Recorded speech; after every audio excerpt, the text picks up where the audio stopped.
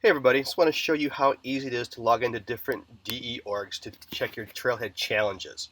So first of all, you notice up here I'm logged in with my Trailhead account. This is the account that I always log into Trailhead with, and I have all my badges are clicked on this account, so I always log in with this one. But I can actually test the hands-on challenges with different DE orgs for different models and projects. So logging in and logging out is very simple. So let me scroll on the bottom here to the challenge.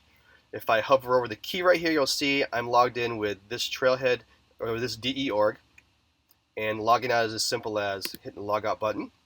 And then if I have an existing DE org that I want to use, I can just simply use those credentials, or I can sign up for a new developer org. So I can go to developer.salesforce.com/signup. Of course, I need to fill out this form. It's going to send me a confirmation email, and I'm going to set up my credentials.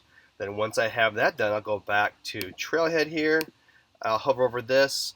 I'll click the Login with Your Developer Edition button, and I'm going to choose a different username,